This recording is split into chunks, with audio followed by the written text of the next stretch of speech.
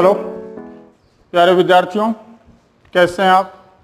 आशा करता हूं कि आप अपने परिवार के साथ सकुशल होंगे। तो देखिए प्यारे बच्चों, पिछली क्लास में अपन ने पढ़ा है एग्रीकल्चर केमिस्ट्री के अंदर कार्बोहाइड्रेट्स आप पढ़ चुके हो, एंजाइम्स पढ़ चुके हो, प्रोटीन्स और उनके कार्य, ये सब। आज अपन पढ़ने वाले हैं न्यूक्लिक अम्ल।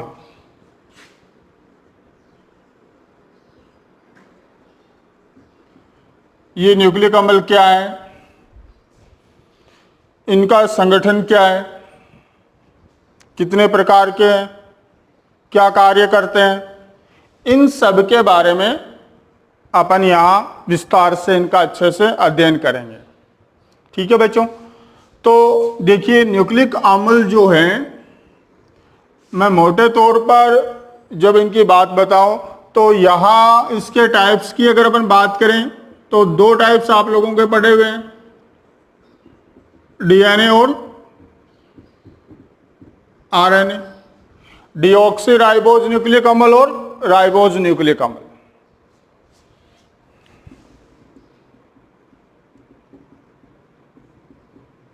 न्यूक्लिक अम्ल और डीऑक्सी राइबोज न्यूक्लिक अम्ल। अब एक्चुअल में है क्या कि जीवित कोशिकाएं जो हैं उनके अंदर एक न्यूक्लियोप्रोटीन पाया जाता है। प्रोटीन का एक टाइप है न्यूक्लियोप्रोटीन। और बच्चों ये न्यूक्लियोप्रोटीन जो है ये क्या है कि न्यूक्लिक अम्ल और कोई अन्य समूह, जो अन्य समूह होता है उससे अपन यहां बोलते हैं प्रोस्थेटिक समूह। इन दोनों का जो संगठित रूप है, संयुक्त रूप है, उसको अपन क्या कहते हैं, न्यूक्लियोप्रोटीन कहते हैं। ठीक है। तो सभी जीवित कोशिकाओं में उपस्थित न्यूक्लियोप्रोटीन न्यूक्लिक अम्ल और प्रोस्थेटिक समूह से बनता है। अब ये न्यूक्लिक अम्ल जो है ये क्या करते हैं कि अपने शरीर में जो गुणसूत्र, जो आनुवंशिक कूट को धारण करते हैं, उनके गुणसूत्रों के अंदर आनुवंशिक कूट को धारण करने वाले जो जीन हैं वो न्यूक्लिक अम्ल के बने होते हैं। इसके अलावा न्यूक्लिक अम्ल अपने शरीर में प्रोटीन निर्माण में भाग लेता है या उसमें सहायक है। तो ये नॉर्मली जो जानकारी है ये आपको क्या करना है, न्यूक्लिक अम्ल क्या है इसके अंदर आपको ये मेंशन कर देनी है, आपको ये बता देना है। तो देखिए बच्चों, सबसे पहला टॉपिक अपना बना न्यूक्लिक अम्ल। तो ये न्यूक्लिक अम्ल क्या है इसके बारे में अपन यहां लिख देंगे कि न्यूक्लिक अम्ल क्या है, जीवित कोशिकाओं में उपस्थित न्यूक्लियोप्रोटीन न्यूक्लिक अम्ल और प्रोस्थेटिक समूह का मिश्रित रूप है। ठीक है। या आप ये भी बोल सकते हो कि न्यूक्लिक अम्ल के बारे में कि न्यूक्लियोप्रोटीन का ये एक घटक है जो प्रोस्थेटिक समूह के साथ उपस्थित रहता है। ये भी आप न्यूक्लिक अम्ल की डेफिनेशन में बता सकते हो। फिर इसके बाद जो बात आती है उसमें आप ये बता सकते हो कि ये न्यूक्लिक अम्ल के एक तरीके से कार्य समझ सकते हो आप कि जीन का निर्माण कर रहा है और प्रोटीन संश्लेषण में सहायक है। ठीक है। तो ये न्यूक्लिक प्रोटीन या न्यूक्लिक अम्ल के अंदर आप ये दो तीन बातें लिख दोगे कि न्यूक्लिक अम्ल है क्या। न्यूक्लिक अम्ल का एक भाग जो प्रोस्थेटिक समूह के साथ उपस्थित रहता है उसे न्यूक्लिक अम्ल कहते हैं। ठीक है। अब बात आती है न्यूक्लिक अम्ल के टाइप की। तो अपन यहां बता देंगे कि न्यूक्लिक अम्ल कितने प्रकार का है, दो प्रकार का है, डीएनए और आरएनए। आप इनके नाम लिख दोगे। डीएनए क्या है, थोड़ा थोड़ा इसके बारे में लिख देंगे अपन। तो डीएनए क्या है, इसका पूरा नाम हो गया डीऑक्सी राइबोज न्यूक्लिक अम्ल, और ये अपने शरीर में या सेल्स कोशिकाओं के अंदर इसका मैक्सिमम पार्ट जो वो कहां पर है बच्चों, केंद्रक में पाया जाता है। डीएनए मैक्सिमम मात्रा में कहां मिलेगा अपने को, केंद्रक में। इसके अलावा कोशिका के अंदर ये माइटोकॉन्ड्रिया और क्लोरोप्लास्ट में पाया जाता है। तो वापस सुन लो, न्यूक्लिक अम्ल दो प्रकार के, पहली अपना टॉपिक बन गया डीएनए। डीएनए में अपन क्या लिख देंगे कि ये इसका पूरा नाम डीऑक्सी राइबोज न्यूक्लिक अम्ल है, ये कोशिका के केंद्रक में पाया जाता है। इसके अलावा थोड़ी मात्रा में ये माइटोकॉन्ड्रिया और क्लोरोप्लास्ट के अंदर पाया जाता है। फिर दूसरा पार्ट अपना बन जाएगा आरएनए, तो अपन इसमें लिख देंगे इसका पूरा नाम राइबोज न्यूक्लिक अम्ल। ये अधिकतर मात्रा में कोशिका द्रव्य में पाया जाता है और आंशिक मात्रा में केंद्रक में मिलता है। केंद्रक में कैसे मिलेगा बच्चों, ये आंशिक मात्रा में, और मैक्सिमम मात्रा में कहां पे है, कोशिका द्रव्य में। ठीक है,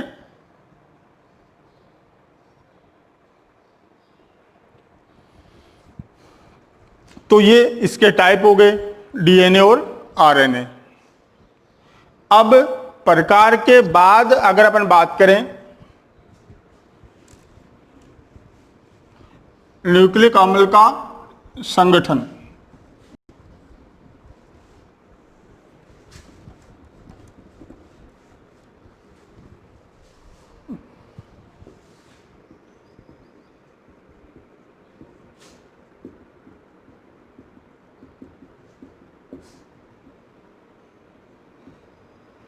तो न्यूक्लिक अम्ल के अंदर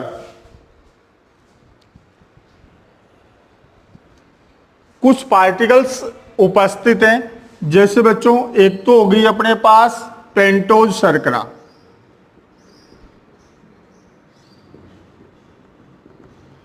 एक हो गया अपने पास फास्फेट समूह,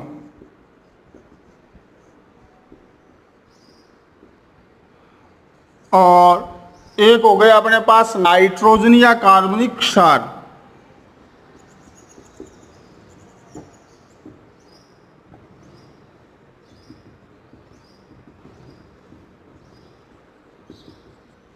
ठीक है, अब एक्चुअल में क्या है कि जैसे कोई भी न्यूक्लिक अम्ल अपन लेते हैं, जैसे डीएनए या आरएनए,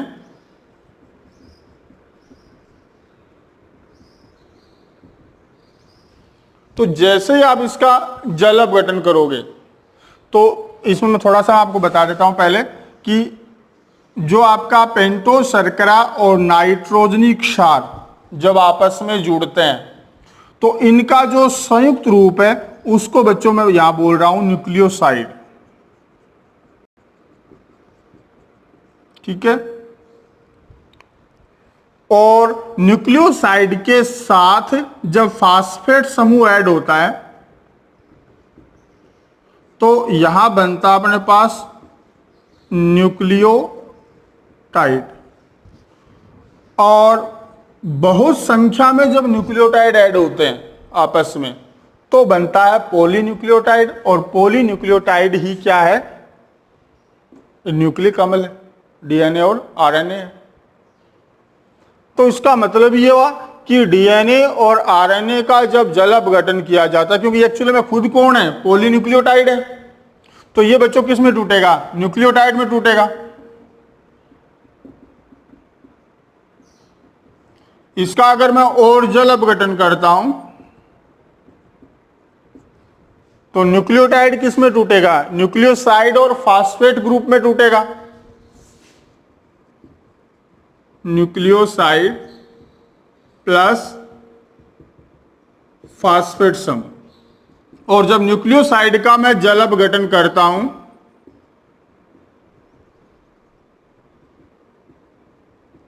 तो क्या बनना है, न्यूक्लियोसाइड किससे बना था, पेंटोज और शर्करा और नाइट्रोजनी क्षार में। तो बच्चों ये किस में टूट जाएगा, पेंटोज शर्करा प्लस कार्बनिक या नाइट्रोजनी क्षार। ठीक है, तो इस प्रकार से न्यूक्लिक अम्ल के जल अपघटन से ये पार्टिकल अपने को प्राप्त हुए। इसका मतलब ये हुआ कि न्यूक्लिक अम्ल जो है वो इन समूह से मिलकर बना हुआ है। ठीक है, तो इनका अपन बारी बारी से एक बार अध्ययन कर लेते हैं इसके संगठन के अंदर। तो आप एक तो इसके संगठन में जल अपघटन दिखा दोगे, क्लियर। जल अपघटन दिखाने के बाद फिर आप इन 3 पार्टिकल्स के बारे में बताओगे कि एक्चुअल में है क्या। तो जैसे बच्चों मैं यहां लिख देता हूं, फास्फोरिक अम्ल या फास्फेट ग्रुप जो है,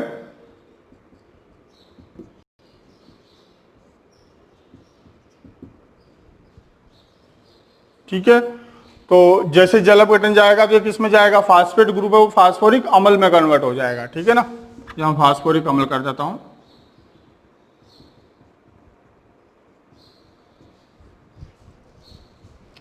तो फास्फोरिक अम्ल जो है इसका फॉर्मूला लेते हैं अपन H3PO4। और अगर मैं इसके स्ट्रक्चर की बात करूं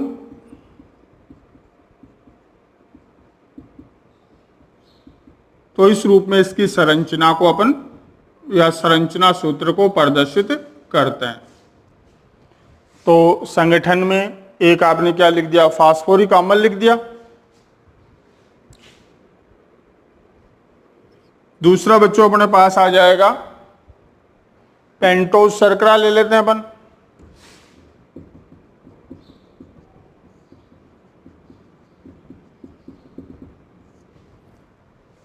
तो पेंटोज शर्करा में आप बता दोगे कि न्यूक्लिक अम्ल में एक पेंटोज शर्करा पाई जाती है। आरएनए के अंदर राइबोज पेंटोज शर्करा होती है। आरएनए में कौन सी है, राइबोज पेंटोज शर्करा। ठीक है बच्चों, और डीएनए के अंदर डीऑक्सी या वैसे से 2-डीऑक्सी राइबोज लेते हैं पूरा नाम, तो डीऑक्सी राइबोज पेंटोज शर्करा। ये किस में मिलती है, डीएनए में मिलती है। अगर आप इसके स्ट्रक्चर की बात करोगे, एक्चुअल में वैसे अपने सिलेबस में है नहीं इनकी स्ट्रक्चर, लेकिन फिर भी अगर आप इनका लिखना चाहो तो आरएनए के लिए अपन इसकी स्ट्रक्चर या संरचना सूत्र अपन देते हैं।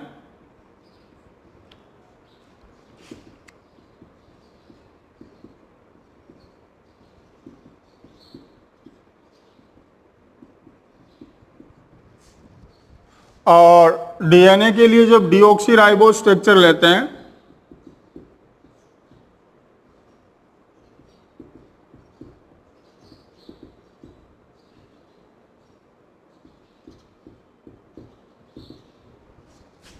बस, यहां OH होगा और यहां H होगा, केवल ये इनमें फर्क है, बाकी सेम ही है। तो फास्फोरिक अम्ल बता दिया। दूसरे संगठन में आपने पेंटोज शर्करा के बारे में बता दिया कि पेंटोज शर्करा जो है ये 2 टाइप की होती है न्यूक्लिक अम्ल में। आरएनए के अंदर राइबोज पेंटोज शर्करा पाई जाती है और डीएनए के अंदर डीऑक्सी राइबोज पेंटोज शर्करा पाई जाती है। फिर अपन तीसरा पार्टिकल बताएंगे यहां, नाइट्रोजनी या कार्बनिक क्षार।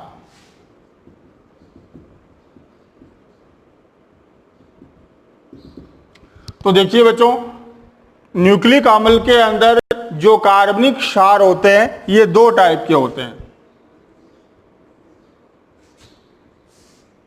प्यूरिन और पिरिमिडिन।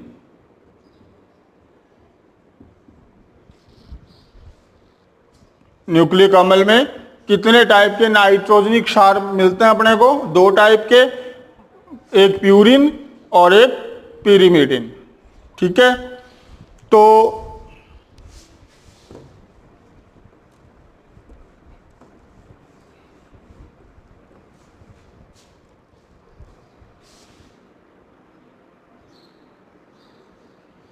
एक बच्चों प्यूरिन हो गया और सेकंड पार्ट इसका पिरिमिडीन हो गया। अब ये प्यूरिन जो है ये आपके पास दो टाइप का हो गया, एडेनिन और ग्वानिन।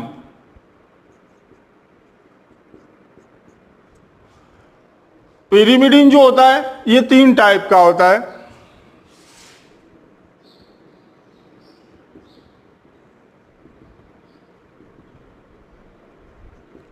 साइटोसिन, थायमिन और यूरेसिल।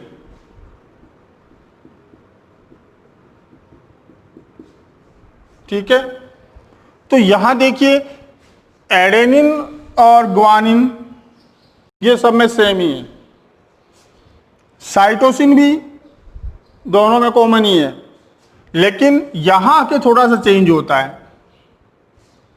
आरएनए के अंदर यूरेसिल मिलेगा और डीएनए के अंदर थायमिन मिलेगा। समझ गए बात को? यानी कि डीएनए और आरएनए में जो कार्बनिक क्षार हैं ये टोटल अपने पास कितने हैं? 4 कार्बनिक क्षार आने हैं, 2 प्यूरिन के आने हैं और 2 पिरिमिडिन के आने हैं।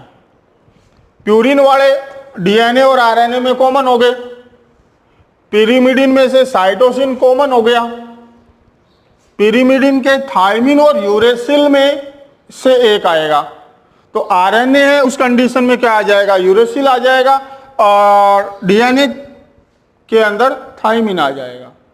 जैसे अगर डीएनए के नाइट्रोजनिक क्षार या कार्बनिक क्षार बताने हो अपने को, तो डीएनए में कौन कौन से कार्बनिक क्षार मिल गए अपने को? एडेनिन, ग्वानिन, साइटोसिन और थायमिन मिले। और आरएनए में कौन से कार्बनिक क्षार मिले अपने को? एडेनिन, ग्वानिन, साइटोसिन और यूरेसिल मिले।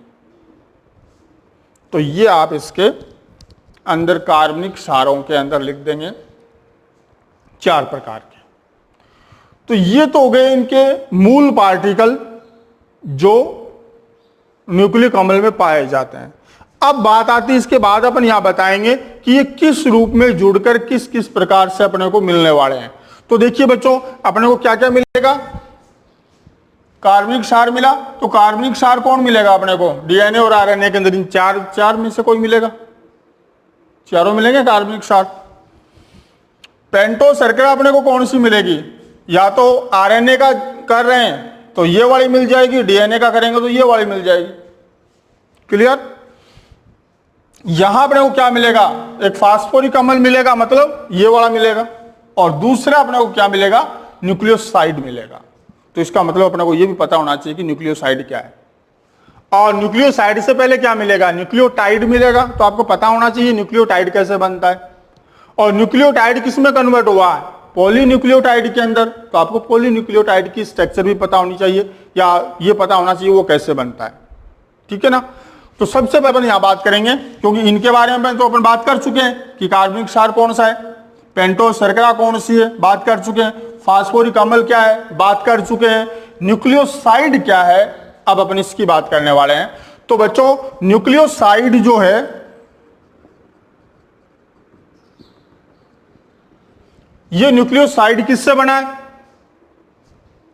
बताया था मैंने स्टार्ट में ही आपको, पेंटो शर्करा और नाइट्रोजनी या कार्बनिक क्षार के जुड़ने से न्यूक्लियोसाइड का निर्माण होता है। मतलब बच्चों, पेंटो शर्करा प्लस कार्बनिक क्षार, इनका संयुक्त रूप क्या कहलाता है? न्यूक्लियोसाइड कहलाता है। डेफिनेशन देना चाहो तो आप बता सकते हो कि पेंटो शर्करा और कार्बनिक क्षार आपस में जुड़कर एक न्यूक्लियोसाइड का निर्माण करते हैं, या इसको इस रूप में भी बता सकते हो कि पेंटो शर्करा और कार्बनिक क्षार के जुड़ने से बना पदार्थ या जुड़ने से बना यौगिक क्या कहलाता है? न्यूक्लियोसाइड कहलाता है। यौगिक तो मत बोलना, पदार्थ बोल देना सीधा। ठीक है? तो अब बात ये आती है कि न्यूक्लियोसाइड बनता कैसे है। तो यहां देखिए बच्चों, एक तो अपने पास कौन होगी, पेंटोस शर्करा आएगी, चाहे तो ये वाली चाहे ये वाली। तो इसका ये जो C1 कार्बन है, इसे C1 बोलेंगे, C2 C3 C4 C5, 1 2 3 4 5 pentose शर्करा, 5 कार्बन की शर्करा। ठीक है, तो इसका जो C1 कार्बन है, ये जो OH है, ये क्या होता है बच्चों कि जो कार्बनिक क्षार है उसके नाइट्रोजन के साथ एक H होता है, यहां से जल अणु रिमूव हो जाता है, बाहर निकल जाता है, तो ये कार्बन इस नाइट्रोजन के साथ बॉन्डिंग कर लेता है। हर बॉन्ड इसी प्रकार का बनेगा। नाइट्रोजन का जो H है, कार्बनिक क्षार में जो नाइट्रोजन ग्रुप आएगा, उस नाइट्रोजन का जो H होगा वो H इस OH के साथ जल के रूप में बाहर निकलेगा और यहां एक बॉन्डिंग बन जाएगी। और जब इसका वापस जल अपघटन करते हैं तब क्या होता है, जल वापस ऐड होगा, वापस ऐड होगा तो यहां से ब्रेक होगा, इसके साथ H चला जाएगा, इसके साथ OH चला जाएगा, यानी एक आपका नाइट्रोजनिक क्षार बन जाएगा और एक पेंटोस शर्करा बन जाएगी। इस तरीके से समझ गए बात को। तो क्या होता है, C1 कार्बन, चाहे बच्चों वो राइबोस शर्करा हो चाहे डीऑक्सी राइबोस शर्करा हो, उसका C1 कार्बन जो है उसके साथ जो कार्बनिक क्षार है उसका नाइट्रोजन जुड़ता है।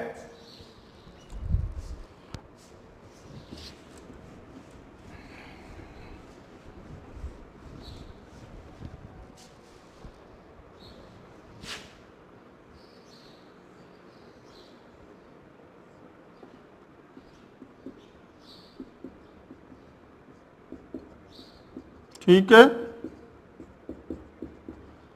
यानी इसके साथ नाइट्रोजन ऐड हो जाएगा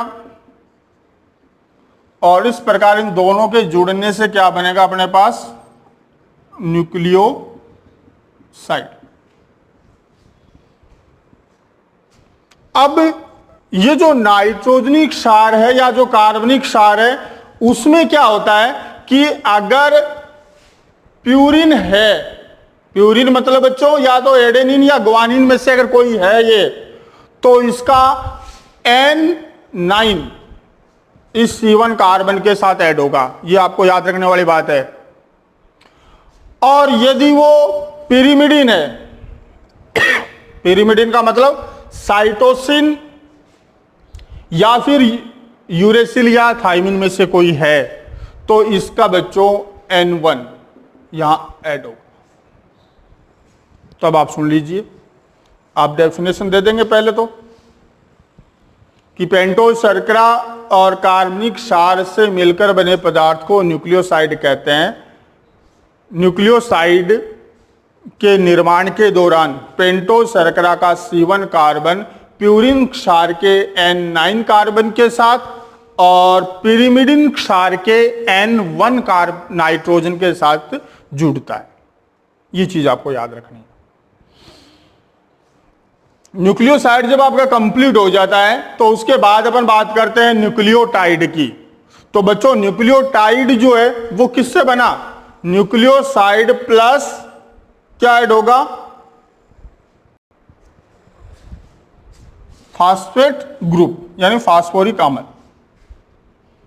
तो जब इस न्यूक्लियोसाइड के साथ फास्फोरिक अम्ल ऐड होगा तो क्या बनेगा, एक न्यूक्लियोटाइड बनेगा। अब फास्फोरिक अम्ल कौन था बच्चों, ये वाला था। ठीक है, इसको मैं थोड़ा सा ओपन करके लिख देता हूं, CH2OH यहां लिख देता हूं, यहां लिख देता हूं फास्फोरिक अम्ल।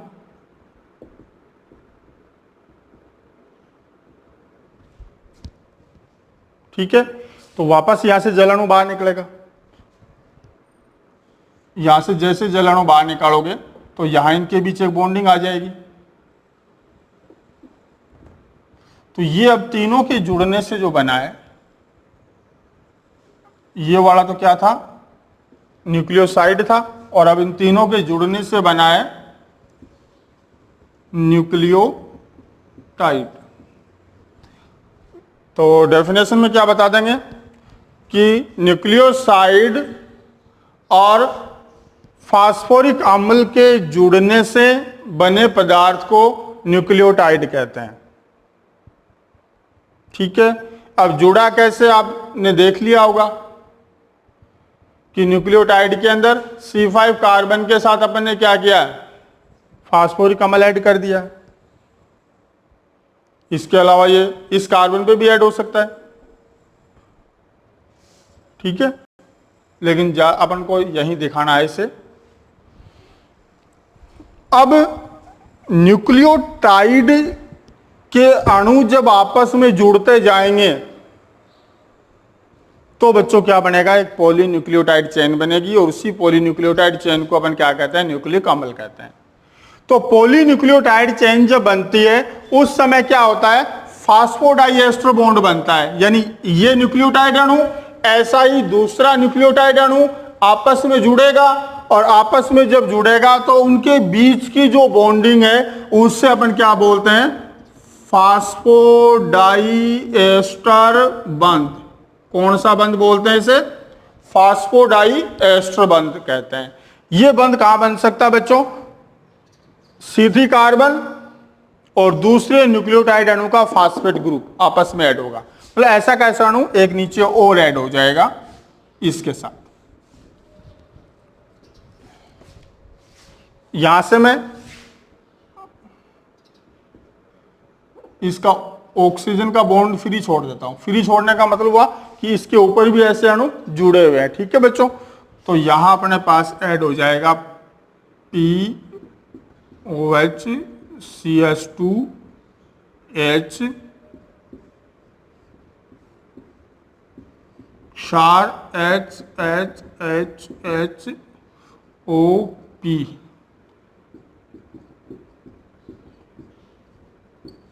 अब ऐसा ही अणु दोबारा इसके नीचे आ जाएगा, ऐसा अणु ऊपर की ओर चलता जाएगा। तो इस प्रकार ये बॉन्ड जो बन रहा है, इस बॉन्ड को अपन क्या कह रहे हैं, फास्फोडाइएस्टर बॉन्ड कह रहे हैं। तो ऐसे फास्फोडाइएस्टर बंधों द्वारा जुड़कर एक पॉलीन्यूक्लियोटाइड चेन बनती है और उसी पॉलीन्यूक्लियोटाइड चेन को अपन क्या कहते हैं, न्यूक्लिक अम्ल कहते हैं। ठीक है बच्चों, तो ये न्यूक्लिक अम्ल का संगठन हुआ। अब देखिए न्यूक्लिक अम्ल के संगठन में आपको क्या बताना है, फास्फोरिक अम्ल का सूत्र याद कर लेना है H3PO4। फिर आपको राइबोस शर्करा के नाम पेंटोस शर्करा के नाम बता देने कि डीएनए में डीऑक्सी राइबोस शर्करा पाई जाती है और आरएनए में राइबोस शर्करा पाई जाती है। फिर कार्बनिक क्षार बता देने कि न्यूक्लिक अम्ल में दो प्रकार के कार्बनिक क्षार होते हैं, प्यूरिन और पेरिमिडिन। प्यूरिन में आप बता दोगे एडेनिन और ग्वानिन, और पेरिमिडिन में तीन के नाम ले लोगे, साइटोसिन, थाइमिन और यूरेसिल। फिर आप बता दोगे कि डीएनए में एडेनिन, ग्वानिन, साइटोसिन और थाइमिन पाया जाता है, जबकि आरएनए में एडेनिन, ग्वानिन, साइटोसिन और यूरेसिल पाया जाता है। ठीक है, फिर न्यूक्लियोसाइड बता दोगे कैसे बना है, न्यूक्लियोटाइड बता दोगे कैसे बना है, और पॉलीन्यूक्लियोटाइड बता दोगे इस बॉन्ड से कैसे बना है। ये वाले स्ट्रक्चर अपने सिलेबस में है नहीं, तो आपको इनको याद करने की कोई विशेष जरूरत नहीं है। ठीक है, फिर भी याद करना चाहो तो आराम से कर सकते हो। और किसी प्रकार की कोई दिक्कत है यहाँ तक तो आप कमेंट करके ज़रूर बताना, मैं आपको उसका आंसर दूंगा। ठीक है बच्चों, तो न्यूक्लियोटाइड के संगठन तक आप अच्छे से तैयार कर लेना। अब इनके अंदर डिफरेंस, डीएनए आरएनए में अंतर वगैरह, ये अपन नेक्स्ट क्लास में पढ़ेंगे। तो मिलते हैं अपन नेक्स्ट क्लास में। थैंक्स।